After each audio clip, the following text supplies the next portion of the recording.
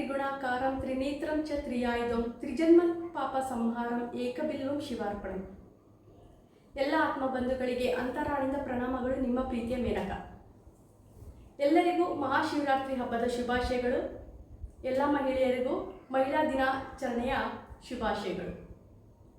ಎಂಥ ಒಳ್ಳೆಯ ದಿನ ಸೃಷ್ಟಿಯಾಗಿದೆ ಅಂದರೆ, ಮಹಾಶಿವರಾತ್ರಿ ಒಂದು ಕಡೆ, ವುಮೆನ್ಸ್ ಡೇ ಒಂದು ಕಡೆ. ಎಷ್ಟೊಂದು ಮೆಸೇಜ್ ತಿಳಿಸ್ತಾ ಇದೆ ನೇಚರ್ ಗೊತ್ತಾ. ಸೊ ಅದನ್ನು ಹಂಚ್ಕೊಳ್ಳೋಣ ಅಂತಲೇ ಈ ವಿಡಿಯೋ ಮಾಡ್ತಾ ಇದ್ದೀನಿ. ನಾನು ಯೋಚನೆ ಮಾಡ್ತಿದ್ದೆ, ಯಾವಾಗಲೂ ಮೋಟಿವೇಶನ್ ಬಗ್ಗೆನೇ ಮಾಡ್ತಾ ಇದ್ದೆ.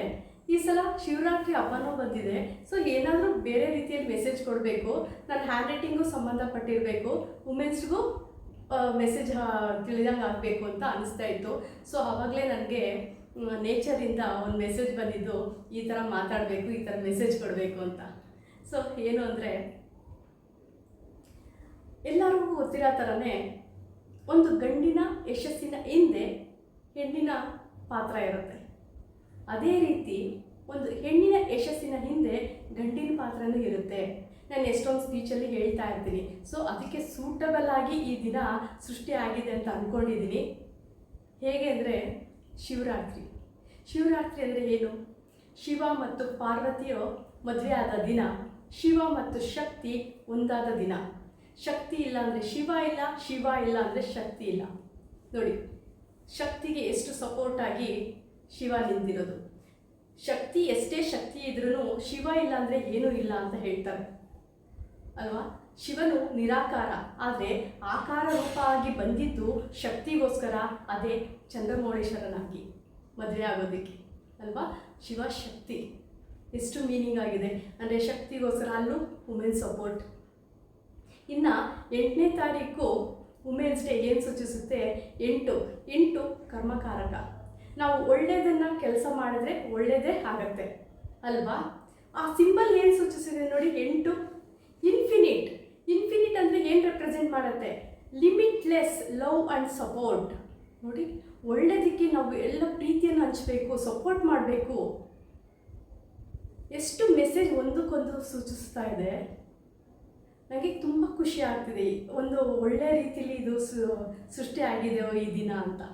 ಇನ್ನು ನನ್ನ ಹ್ಯಾಂಡ್ ರೈಟಿಂಗ್ ಬಗ್ಗೆ ಏನು ಹೇಳಬೇಕು?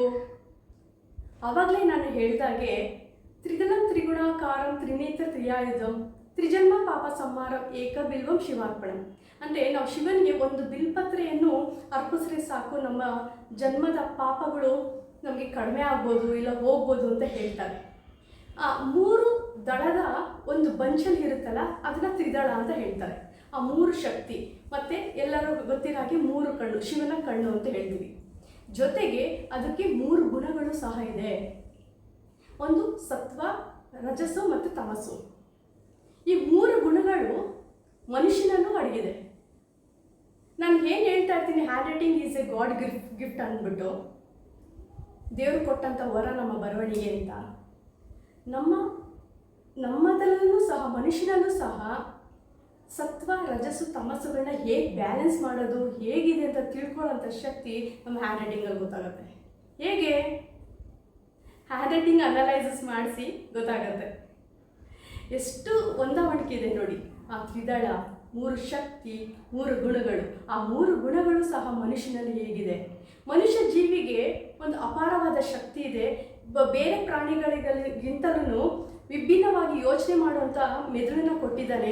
ಅದೇ ರೀತಿ ಬರವಣಿಗೆನೂ ಸಹ ಅಂತ ಅಂದ್ಕೊಂಡಿದ್ದೀನಿ. ಚೆಕ್ ಮಾಡೋಣ ಅಲ್ವಾ. ನೋಡಿ, ಯಾವ ಪ್ರಾಣಿಗಳು ಬರೆಯುತ್ತೆ? ಮನುಷ್ಯ ಜೀವಿ ಮಾತ್ರ ಬರೀತಾನೆ ಅಲ್ವಾ. ಸೊ ಗಾಡ್ ಗಿಫ್ಟ್ ಅಲ್ವಾ. ಬರವಣಿಗೆನೂ ಒಂದು ಶಕ್ತಿ ಇದೆ ಅಂತ.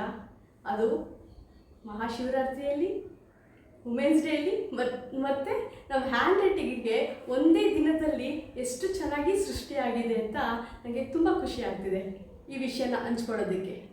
ಮಿರಾಕಲ್ ಏನು ಅಂದರೆ, ಜನವರಿ 22 ಅಂದರೆ ಅಯೋಧ್ಯೆಯಲ್ಲಿ ರಾಮನ ಪ್ರತಿಷ್ಠಾಪನೆ ಮಾಡಿದ ದಿವಸ ನಾನು ಈ ತ್ರಿಶೂಲನ ಅಚ್ಚ ಹಾಕಿಸ್ಕೊಂಡೆ. ಸರಿ ಅಲ್ಲಿ ಕ್ರೌಡ್ ಇರೋದ್ರಿಂದ ಸರಿ ಯಾವುದೋ ಒಂದು ಹಾಕ್ಸ್ಕೊಳ್ಳೋಣ ಬಿಡಪ್ಪ ಅಂದ್ಕೊಂಡು ಚಿಕ್ಕದು ಹಾಕಪ್ಪ ಅಂತ ಹೇಳಿದೆ. ಸರಿ ಅವರು ಇದನ್ನು ಹಾಕಿದ್ರು, ನಿಮ್ಗೆ ಕಾಣಿಸ್ತಾ ಇದೆಯಲ್ಲ ಗೊತ್ತಿಲ್ಲ.